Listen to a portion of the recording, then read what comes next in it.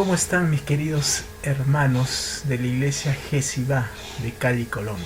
Tengan ustedes un feliz sábado. En esta oportunidad pues Dios me da el privilegio de poder estar con ustedes para poder predicar de su palabra y ser un instrumento de Él, y a través de ello poder dar el mensaje en esta noche.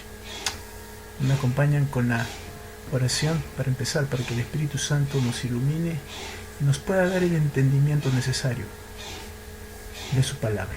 Oremos, queridos hermanos.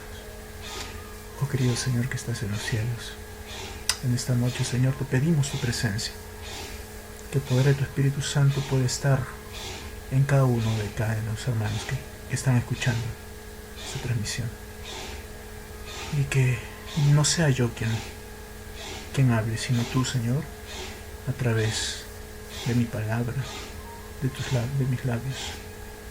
Señor, que este mensaje pueda llegar a muchos corazones que no te conocen. En tus manos de amor nos encomendamos. Estos favores te imploramos en el nombre de Jesús. Amén.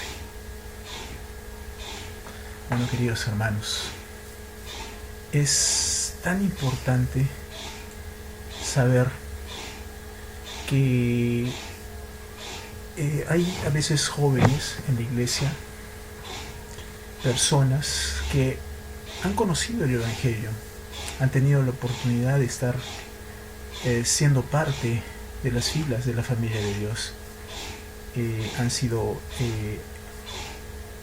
parte de los conquistadores, guías mayores, directores de JA, miembros activos que les gustaba participar en los programas, ¿no?, que tenemos, ya sea en Sociedad de JA,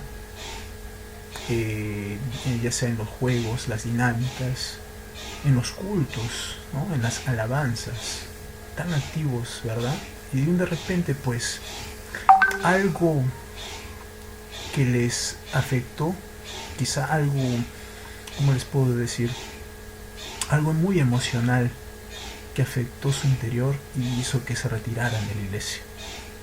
Y pues se les hace llamar como personas ex-adventistas, personas que estuvieron en la iglesia y que ya lamentablemente fueron solamente cargados por la emoción, pero no por lo que en sí es el instinto de sentir, ¿no?, la verdadera presencia del Señor en tu vida.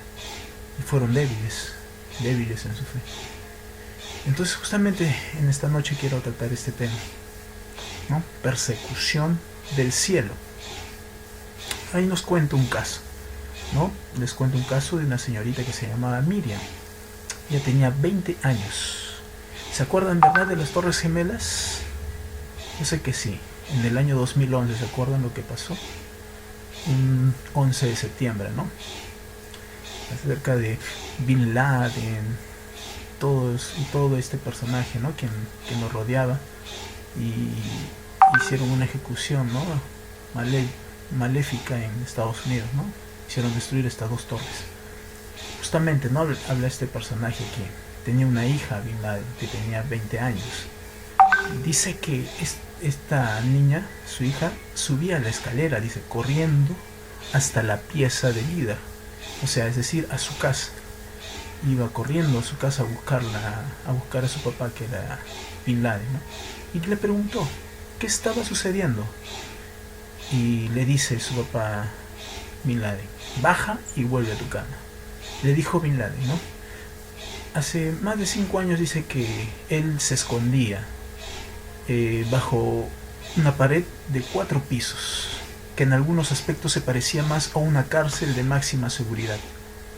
El lugar tenía cerca de 4.000 metros cuadrados, donde había un rebaño de vacas, un gran gallinero y un rebaño de ovejas que la familia criaba dentro de la propiedad, además de una huerta donde cultivaban todo lo que comían aquellos que vivían al lado del hombre más buscado del mundo.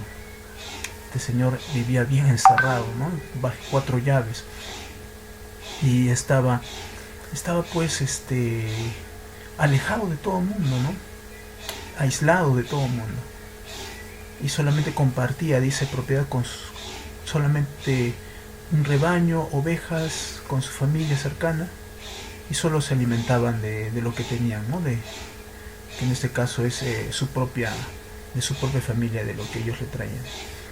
Dice que en Estados Unidos era muy perseguido, ¿no? Estaban persiguiendo a él, querían encontrarlo como de lugar para matarlo. Durante 10 años se hizo esta búsqueda. Lógicamente que se inició desde ese año, ¿no? En que desaparecieron las Torres Gemelas, en el 2011. Entonces, fuentes del espionaje, dice, militar de Estados Unidos, informaron dónde podría estar escondido Bin Laden. Decían en Pakistán, hace algunos años. Entonces es donde dice que algunas armas habían acompañado a Bin Laden en aquellos 10 años de fuga, que es donde se desapareció él, ¿no? Pero misteriosamente en aquella noche él no las usó. En vez de eso dice que se dio vuelta hacia su esposa, ama, y le dijo: no prendas la luz. Ese era un pedido sin sentido. Alguien, no sabe quién, cortó la energía del vecindario. Esa acción silenciosa dio ventaja a los soldados norteamericanos de la tropa del Elite SEAL en aquella noche sin luna. En realidad, esas palabras fueron las últimas que Bin Laden dijo. Más tarde, dice, el complejo fue tomado por los soldados norteamericanos que consiguieron neutralizar a los guardias responsables por la seguridad y llegar al lugar donde el líder Al-Qaeda, en este caso Bin Laden, estuvo recluso por más de 5 años. Como no, estos soldados fueron a buscar a Bin Laden. Fueron con todo lo que tenían que ir, ¿no? Pero sin embargo Bin Laden en esta oportunidad estaba sin armas, no estaba armado, porque él decía solamente que quería estar en la completa oscuridad. Por eso le dijo a su esposa que no prendiera la luz. Es entonces donde dice que en su casa fue víctima de su propio sistema de seguridad que tenía. Como que parecía que lo habían traicionado, ¿no? Su propio medio de seguridad de su casa. Tanto su familia, las personas que lo cuidaban, parece que lo delataron. Dice que las pocas ventanas que impedían que cualquier persona lo viera dentro, también impidieron ver lo que estaba sucediendo fuera. Bin Laden dice que simplemente esperó en la oscuridad que los soldados invadieran su último refugio. Entonces, según los guardias que participaron de la operación, parecía que el hombre más buscado del mundo de alguna manera se sentía aliviado por haber sido encontrado. Él podía, dice, pero simplemente no reaccionó. O sea, él prácticamente esperó que los soldados estadounidenses ingresaran a su casa y lo encontraran en la completa oscuridad, sin armas. Parecía que él ya estaba esperando que lo capturaran para luego ser ya, ¿no? Como todos sabemos, ¿no? Que lo asesinaran. Por más que una persona intente, aquí viene el mensaje, ¿no? Por más que nosotros intentemos huir o querer huir, escapar de alguna situación económica, quizás catastrófica, quizás querramos salir de los problemas, de las dificultades, huir, ¿no? No queramos enfrentarlas. O tenemos sensaciones de que nuestra vida es un infierno, de que nuestra vida no tiene sentido, que parece que todo está en contra de nosotros. Tenemos una sensación de inseguridad, de miedo, de que nadie nos va a entender. Y nos encerramos en un mundo de todas estas características que les mencioné, ¿no? Del miedo, de la inseguridad, del infierno, de aflicción, de problemas. Es donde nosotros huimos a veces y nos refugiamos en eso. Por eso es lo que pasó en el caso de Nimai, ¿no? Se refugiaba en su oscuridad. Entonces, ¿qué nos dice Dios frente a este hecho? En Salmos hay justamente un texto, quisiera que busquen, está en el capítulo 139, del versículo 7 al 12. Allí nos habla acerca de cómo es la lucha del hombre en el intento de escapar de la persecución divina. Dios nos revela aquí que el más grande fue el más grande perseguidor de los tiempos, ¿no? De él nadie se escapa. Él sabe, mi hermano, cuando empieza a hacer cosas que no son de acuerdo a la voluntad de Dios, Él sabe lo que estás haciendo. Usted piensa que ya no lo va a ver, que ya voy a estar escondiéndome aquí, nadie me va a ver, nadie me está viendo, mi mamá ni mi papá me ve. Pero hay alguien que sí lo está viendo, y ese es nuestro Dios. Que tenga mucho cuidado con eso. Él nos dice, ¿no? ¿A dónde iré de tu espíritu? ¿Y a dónde huiré de tu presencia? Nos dice, ¿no? Si subiere a los cielos, allí estás tú. Y si en el Seol hiciere mi estrado, he aquí, allí tú estás. Si tomare las alas del alba y habitare en el extremo del mar, aún allí me guiará tu mano y me asirá tu diestra. Si dijere, ciertamente las tinieblas me encubrirán, aún la noche resplandecerá alrededor de mí, aún las tinieblas no encubren de ti, y la noche resplandecerá como el día. Lo mismo te son las tinieblas que la luz. Esto es justamente lo que dice en este capítulo de Salmos, ¿no? Eso es lo que dice David, rey David, aquí, ¿no? ¿Cómo va a escapar de las manos de Dios? ¿A dónde va a huir? Si se va a salir de su presencia, va a salir al extremo del mar, ¿quién le va a guiar? ¿A dónde va a ir? Solo con el poder redentor de Dios va a poder salir de ese problema, y Él le va a ayudar a guiar por donde tiene que ir, ¿no? Según el salmista nos dice, ¿no? También podemos intentar huir de Dios, buscando lugares lejanos, profundos, altos, oscuros, y aún así el Señor nos va a encontrar tarde o temprano, ¿no? Nosotros, por más que querramos escapar, su Espíritu Santo no nos va a dejar huir. Aunque usemos todo nuestro potencial creativo, querido hermano o hermana, para buscar una manera inusual de escapar de su presencia, tarde o temprano nos va a encontrar. Así que cuando el Señor te llama, no podrás salir, no podrás escapar. Tenlo por seguro. La Biblia habla de algunas personas que hicieron lo impensable, intentaron escapar de Dios, ¿no? Pero terminaron descubriendo que el salmista tenía razón en relación a la total incapacidad del ser humano de escapar de Dios. Y al final se dieron cuenta que la mejor cosa del mundo es que Dios te encuentre. De manera especial, hoy vamos a analizar este aspecto de cómo sucedió principalmente en la vida de Elías. ¿Se acuerdan de Elías, verdad? Que no conoció la muerte, que el Señor se lo llevó. ¿No? ¿Por qué? Justamente vamos a leer. Está en Primera de Reyes, capítulo 17, versículo 1. Justamente habla de la historia de Elías. Fue un tisbita, ¿no? Este término es de un gentilicio, ¿no? Que viene de la ciudad de Tisbe. Él vivía en Tisbe, ¿no? Dice que empezó la historia de este siervo de Dios. Dice que vivió en un lugar insignificante, muy humilde, ¿no? Y por esa razón contribuía mucho a Dios, al reino de Dios. Se volvió una verdadera leyenda en Israel, un verdadero héroe de fe. Por eso cuando damos pasos atrás y respiramos, damos un poco aire histórico, ¿no? Para que podamos valorar el significado de lo que fue Elías en su tiempo, en el lugar donde vivió. Una persona muy humilde que contribuía al reino de Dios. Pero sin embargo, donde él vivía era un lugar abandonado por las personas, y él vivía prácticamente desolado de todos, aislado de todos, ¿no? Veamos un poco de historia, ¿no? De cómo fue su vida de él.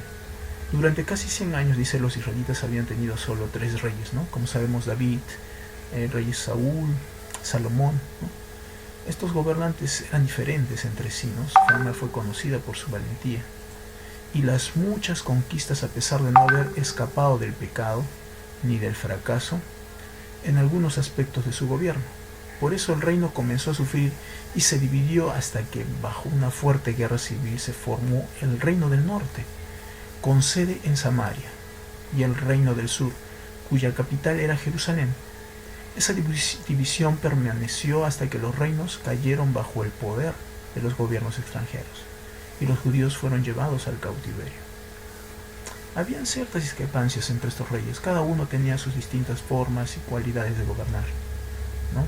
Algunos eran más dominantes, otros eran valientes, tenían fama de ser orgullosos, ávaros, otros eran leales a Dios, como David.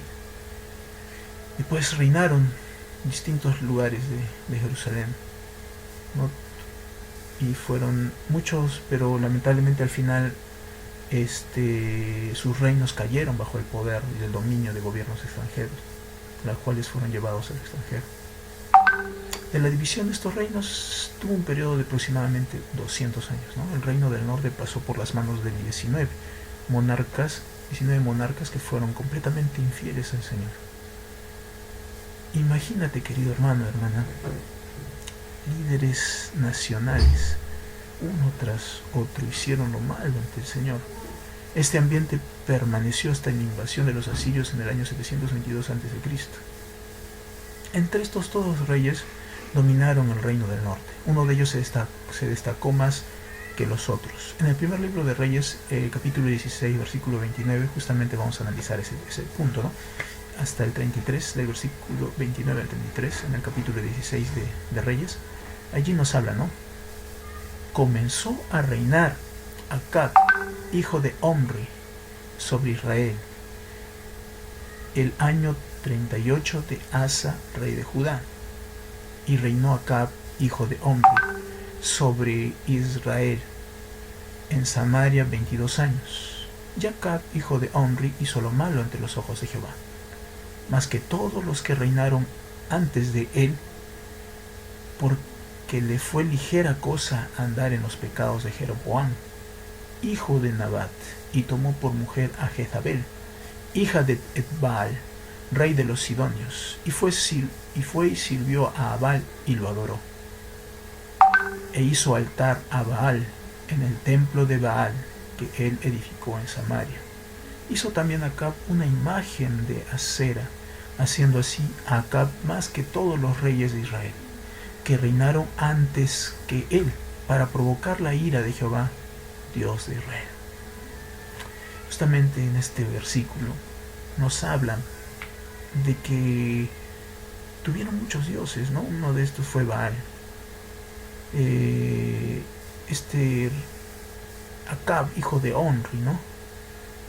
Lamentablemente pues hizo lo malo ante los ojos de Dios, a pesar de que conocía la verdad. Él empezó a andar en los pecados que mismo Jeroboam habían plantado, y empezó a servir a otros dioses, lo empezó a adorar, a servir, hizo altares, templos, los edificaba, y por esa razón provocó la ira de Dios, y por eso Dios lamentablemente hizo un castigo cruel a Israel.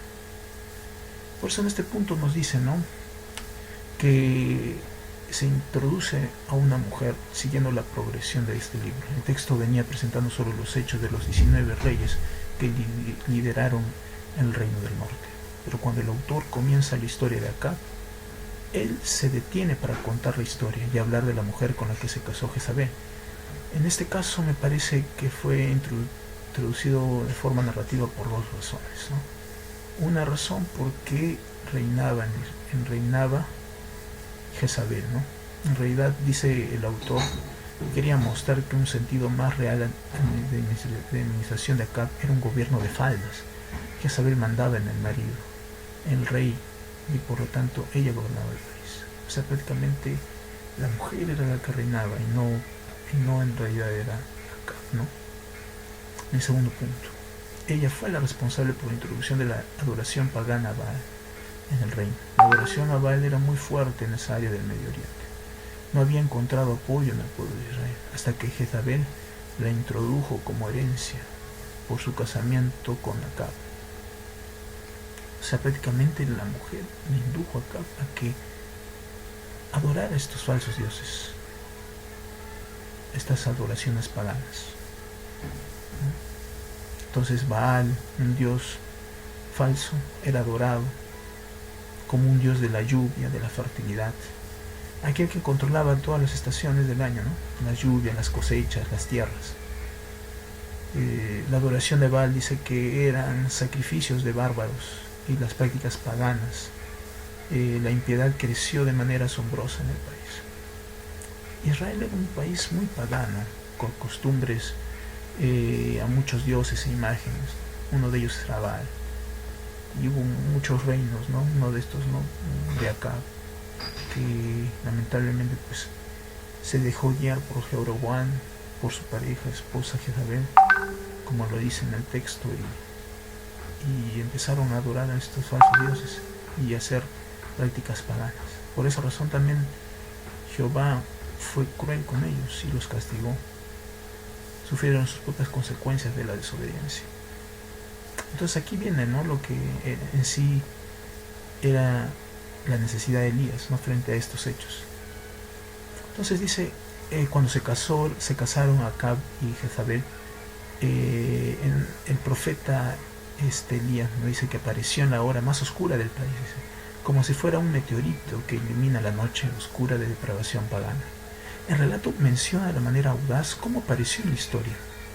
Elías, llamado también Tesbita, era uno de los moradores de Galaad, dijo a Acab.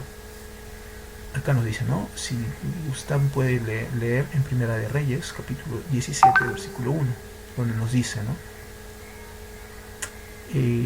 Vive Jehová Dios de Israel, en cuya presencia estoy, que no habrá lluvia ni rocío en estos años, sino por mi palabra.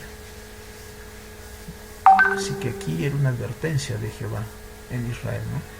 Que no habrá lluvia ni rocío, dice, ¿no?, sino que solamente existirá su verdad a través de su palabra. Aquí nos podemos dar cuenta, queridos hermanos, hermanas, que en esta escena se da sin demora ni miedo. Sabía bien Tisbita, Elías, cuál era la situación real del país, de lo que estaba sucediendo, ¿no? Era una completa apostasía, ¿no?, por culpa de Acab y Jezabel. Ellos habían puesto estas ideas paganas al pueblo de Israel, ¿no?, con sus costumbres paganas, adoración a Baal y una serie de costumbres de apostasía. Y sabía que porque había sido llamado para entregar el mensaje de Dios, una sequía causada por la apostasía nacional. Seguramente todos nosotros concordamos, ¿no?, que sería muy difícil que un miedoso diera un mensaje de esta naturaleza a un monarca sin titubear. Por esta razón, el hombre desconocido, en este caso que era Elías, era perfecto para este tipo de trabajos. Entonces, a partir de aquel momento, mientras Dios enviaba un juicio sobre la tierra, Elías era buscado por todo el reino. Se ofrecieron una recompensa para buscarlo a Elías y capturarlo y cortarle su cabeza, ¿no?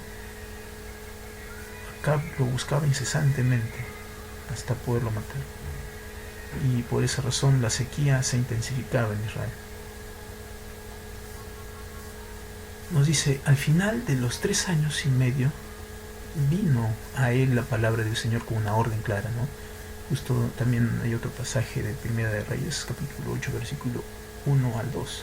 Ahora nos dice, pasados muchos días, vino palabra de Jehová a Elías en el 3er año, diciendo, ve y muéstrate a Acab, y yo haré llover sobre la faz de la tierra. Aquí pues Elías fue a mostrarse a Acab, ¿no? Y el hambre era innegable, era muy grave en Samaria. Imagínate, querido hermano, hermana, sobre esta escena, ¿no?, de que después de tantos años el rey recibió un recado de Elías para que fuera a encontrarse con él en el campo. El monarca Acab, más que rápido, reunió todo su ejército, ¿no?, y partió en la dirección del profeta, que descansaba bajo un árbol. Al reconocer que él era el hombre de Tisbe, el rey dice que desde lo alto de su caballo le gritó: ¿eres tú el que turbas a Israel? Y él le respondió: yo no he turbado a Israel, sino tú y la casa de tu padre, dejando los mandamientos de Jehová y siguiendo los Baales.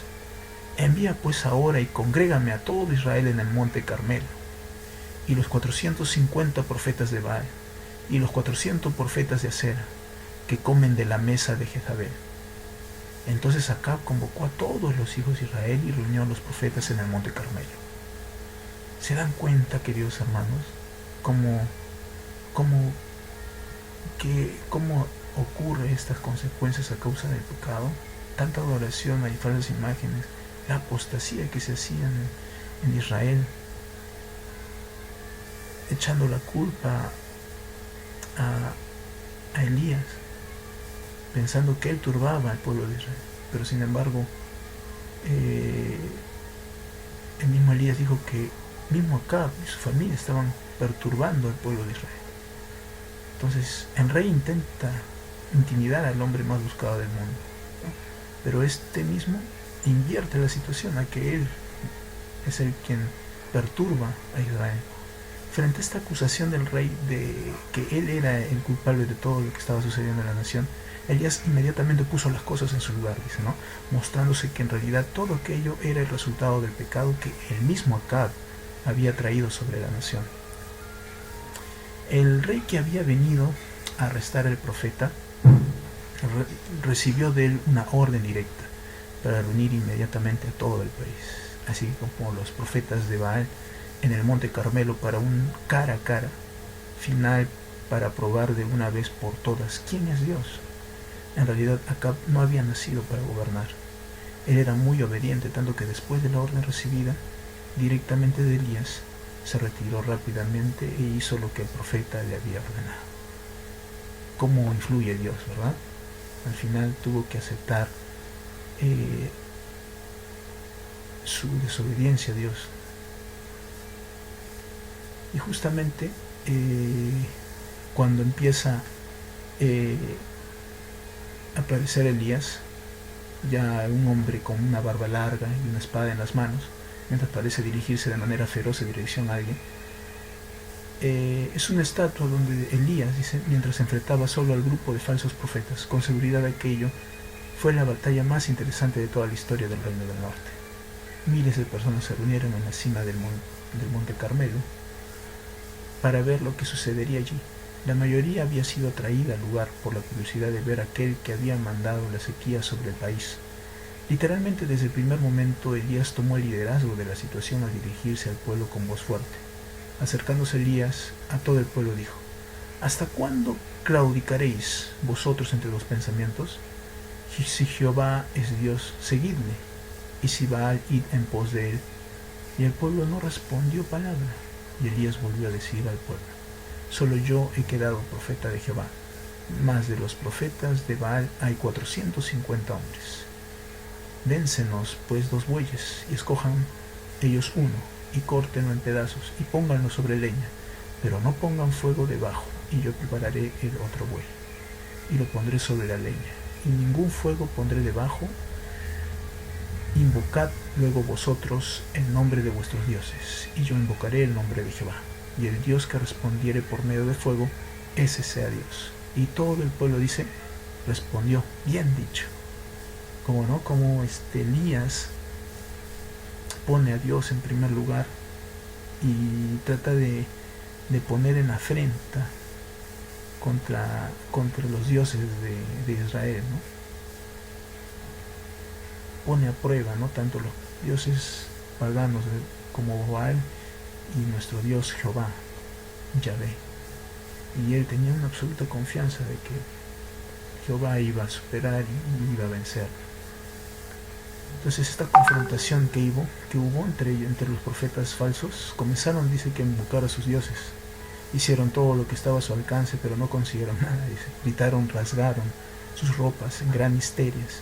Llegaron al punto de mutilar sus propios cuerpos mientras oraban a su falso Dios. Pero no sucedió nada, dice, al acabar sus fuerzas. Elías se levantó y silenciosamente reconstruyó el altar a Dios que estaba derribado. Puso leña y el cordero que debería ser sacrificado sobre la leña. Hizo una zanja alrededor del altar y puso mucha agua sobre el cordero, la leña y las piedras. Había tanta agua que la zanja se llenó. Elías solo hizo una corta oración y el fuego bajó y consumió todo el sacrificio, la leña y las piedras del altar, y aún así quedó agua en la zanja. Todo el pueblo se arrodilló y reconoció al Dios de Israel como único y verdadero. ¿Cómo es, no, queridos hermanos? Como el Dios de Israel, el Dios de Elías, el Dios de David, el Dios de todos los personajes que hemos conocido en los tiempos antiguos, siempre venció. Y tuvieron que estos profetas reconocer su poder y su majestad frente a estos hechos. Elías, frente a estos hechos, pues dijo, ¿no? Prended a los profetas de Baal para que no se escape ninguno. Y ellos los prendieron y los llevó Elías al arroyo de Sison y allí los degolló. Como no, al final de todo, Elías sale victorioso. Es una gran valentía que hizo Elías y pues él obedeció en cada momento a Jehová. Y él, a pesar de su sencillez y de su temerosidad, fue valiente y logró vencer en Cristo Jesús. ¿Cómo logró salir de lo que era fugitivo, era buscado, a ser un hombre victorioso? Por eso nosotros necesitamos entender que el enemigo odia siempre a los verdaderos hombres de Dios. Y sabemos que, conociendo los puntos débiles de cada uno de ellos, preparará la emboscada a fin de hacerlos desistir de los caminos del Señor. Fue eso lo que hizo con Elías. Acab dio a Jezabel la nueva de todo lo que Elías había hecho y de cómo había matado a espada a todos los profetas. Entonces envió Jezabel a Elías un mensajero diciendo: así me hagan los dioses y aún me añadan, si mañana a estas horas yo no he puesto tu persona como la de uno de ellos. Viendo pues el peligro, se levantó y se fue para salvar su vida, y vino a Berseba, que está en Judá, y dejó allí su criado. ¿No? Como Acab influye, ¿no? Y dio a Jezabel, dice, a Elías un mensajero para que estos dioses ya no influyan, que estos ya no puedan salvar su vida y solamente dejen a su criado. Parece que estamos hablando de la misma persona, ¿no? Este valiente profeta Tisbe, que es Elías, enfrentó solo al rey, al ejército nacional, a los profetas de Baal, y huyó con miedo de una mujer. Elías caminó 40 días y se fue al desierto, donde pidió la muerte, pero incluso allí no pudo huir de Dios, que él lo encontró y le dio comida y agua para que recuperara las fuerzas y volviera a la acción, porque todavía había muchos que hacer. Elías comió y bebió, pero en vez de volver a Samaria, a fin de terminar la obra que había iniciado, siguió hacia el lugar más profundo y oscuro que consiguió encontrar para intentar esconderse de Dios. Y dice que Elías quería esconderse de Dios, ¿no? Entonces se fue a una cueva donde pasó la noche, y vino a él la palabra de Jehová y le dijo, ¿no? ¿Qué haces aquí?, le dice el Jehová a Elías. Y Elías respondió: he sentido un vivo celo por Jehová, Dios de los ejércitos, porque los hijos de Israel han dejado tu pacto, han derribado tus altares y han matado a espada a tus profetas, y solo yo he quedado y me buscan para quitarme la vida. ¿Se imaginan esta escena? ¿Verdad? Elías agachado en el fondo de esa cueva, oscuras, casi ni respiraba, ¿no? No había ningún ruido, pero sin embargo al escuchar la voz de Dios diciéndole: ¿qué haces aquí, Elías?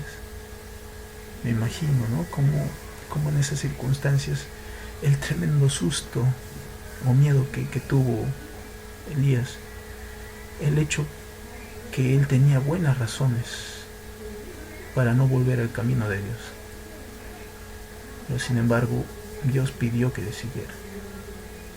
usó muchos argumentos, dice, para probarlo a Dios. Era una locura, ¿no? Humanamente hablando, Elías en sí tenía toda la razón del mundo. Jezabel lamentablemente que había dominado acá, prácticamente era la reina, ¿no?, de todo Israel, y había conseguido asesinar a muchos seguidores de Dios. Entonces por esa razón Elías huyó 3 años de Israel y ahora estaba de regreso.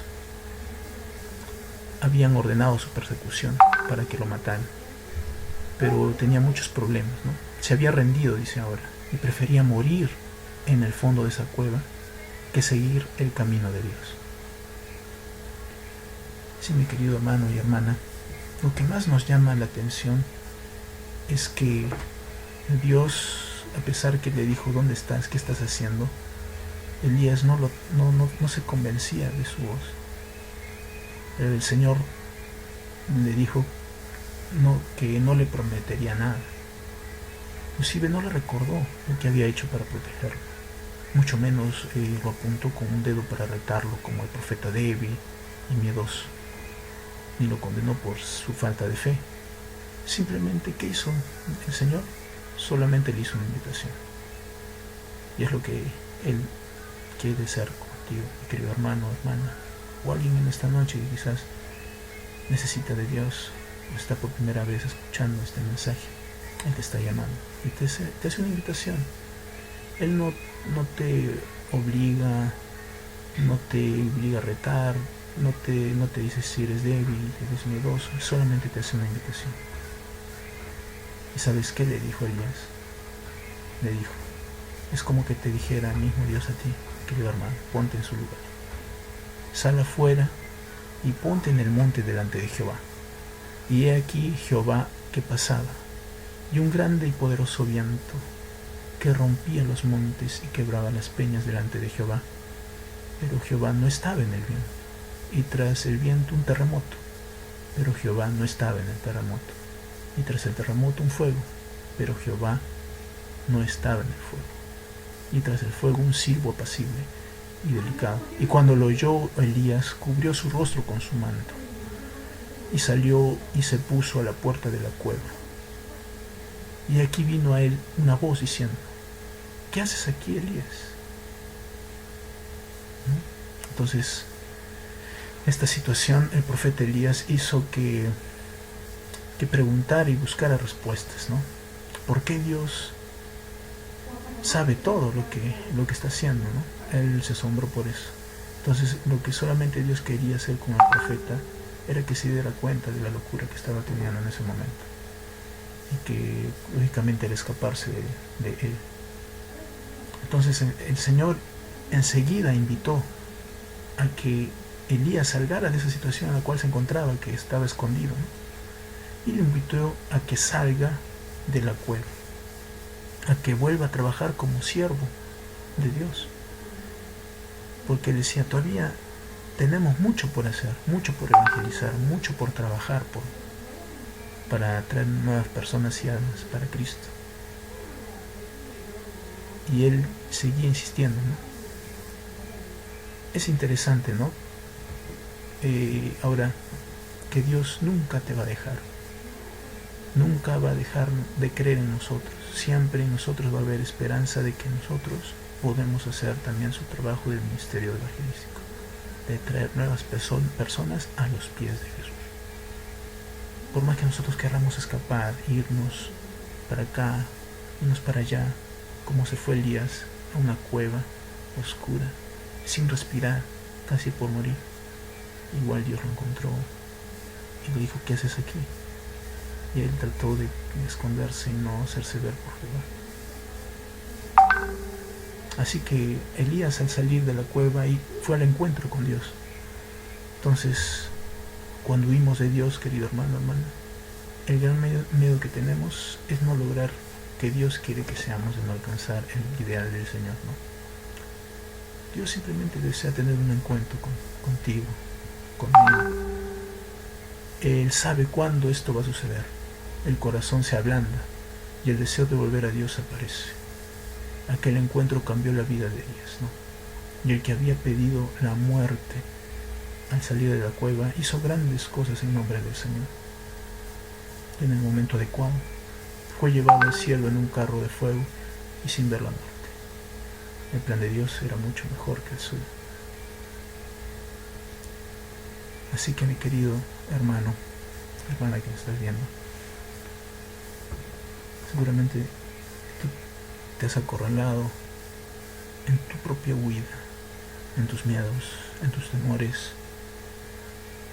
en las ganas de que Dios no te está viendo. Pero así como Elías, que se escondió en esa cueva oscura, donde no podía respirar. Si nosotros nos escondemos en nuestros miedos, en nuestras pesadumbres, en nuestros temores, pero Dios no te obliga, querido hermano, hermana. Dios cree en nosotros. Él cree que nosotros podemos evangelizar, podemos hacer muchas cosas por Él. Él te invita en esta noche que tú puedas ir a Él y entregarte. Esta noche quiero hacer un llamado a ti, amiga, amigo que me estás escuchando, joven, a que puedas entregar tu vida al Señor. Que para Dios no hay nada imposible. Tú eres la persona más linda y preciosa que tiene nuestro Señor Jesús. Así que tú puedas empezar a renovar tu vida con el Señor, a empezar a transformar tu ser, a buscarlo a Él en cada momento, en cada lugar. Quizá ahorita estás con muchas preocupaciones, con muchas deudas, problemas,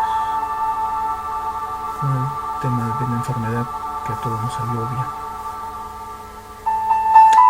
Pero tú sabes que hay una esperanza en el Señor. Él quiere que vayamos a Él. Él quiere que te refugies en Él.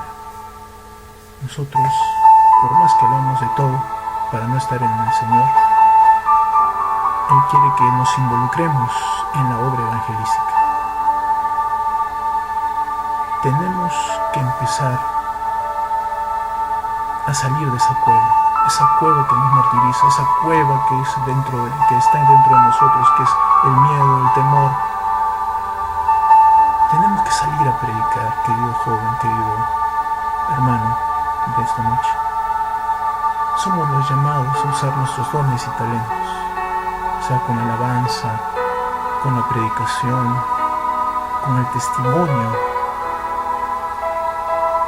con la visitación, el dar un aliento, en decirle a un hermano, a una persona: buen día, Dios te ama. No estás solo, Dios está contigo. Ya con eso estás haciendo mucho. Dios te llama, querido hermano, a hacer su obra, y ya no te escapes de Él. Él quiere lo mejor de ti. El encuentro que debemos tener con nuestro Señor Jesús nos dará una vida en abundancia. Él quiere preparar algo muy importante previo a su venida. En esta noche, si aceptas la invitación de hacer su obra, de ir en sus caminos y empezar la senda de salvar a otros, tú eres el llamado. Él te espera con sus brazos abiertos. Él ya entrará en Él, entrará en ti y estará contigo. Permíteselo entrar y Él vivirá contigo una vez que hayas aceptado su llamado, su invitación, en el cielo. Él promete llevarnos a esa patria celestial que todos nosotros esperamos. Ve y anda, Jesús. Quiero orar en esta noche, ya para poder terminar, por cada uno de ustedes. Oh querido Señor que estás en los cielos, qué gran importante es, Señor, hacer tu voluntad, hacer tu palabra y seguir tus caminos. Que nosotros no somos nada sin ti. Si huimos a cualquier lado, a no ser como ese Elías que con la cueva escondido, sin respiración, a punto de morir, con tal de que el Señor no lo encontrara, pero fue en vano porque siempre lo llegó a encontrar. Dios quiere que ya no huyamos sino vayamos a hacer su obra.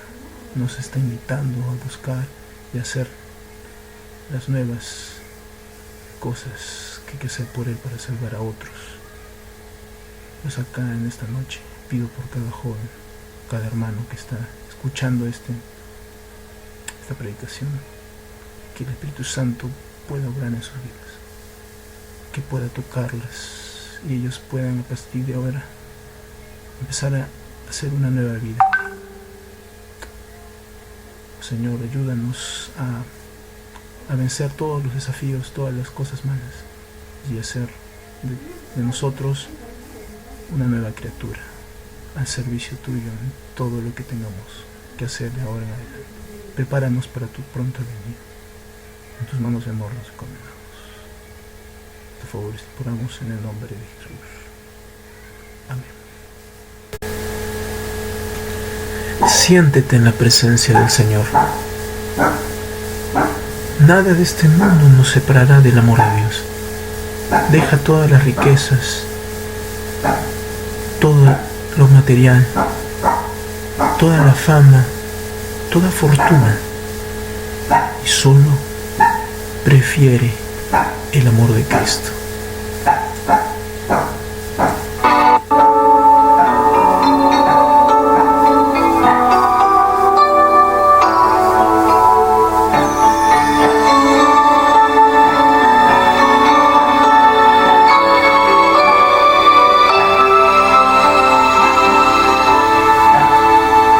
Prefiero a mi Cristo, al vano oropel. Prefiero su gracia a riquezas sin fin, a casas y tierras. Prefiero-le a Él.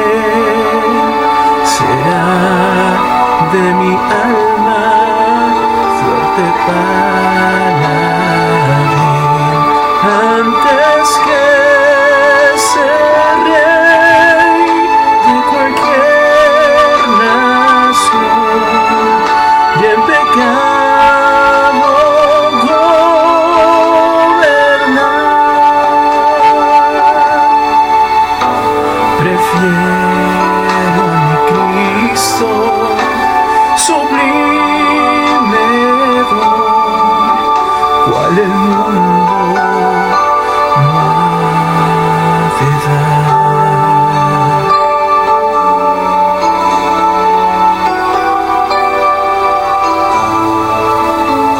No quiero el aplauso de este mundo falaz.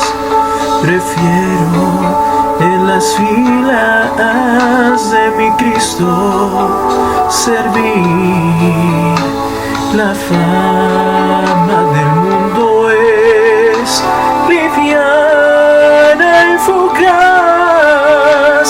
Prefiero por siempre al Jesús seguir antes que ser rey de cualquier nación, y en pecado gobernar.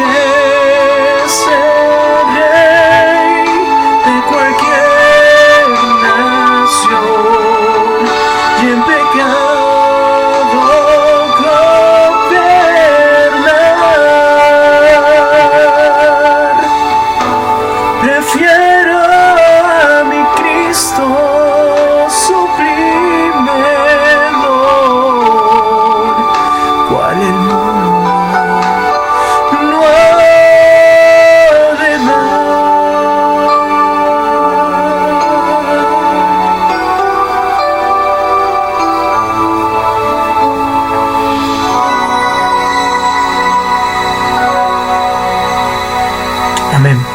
La honra y gloria sea para nuestro Dios.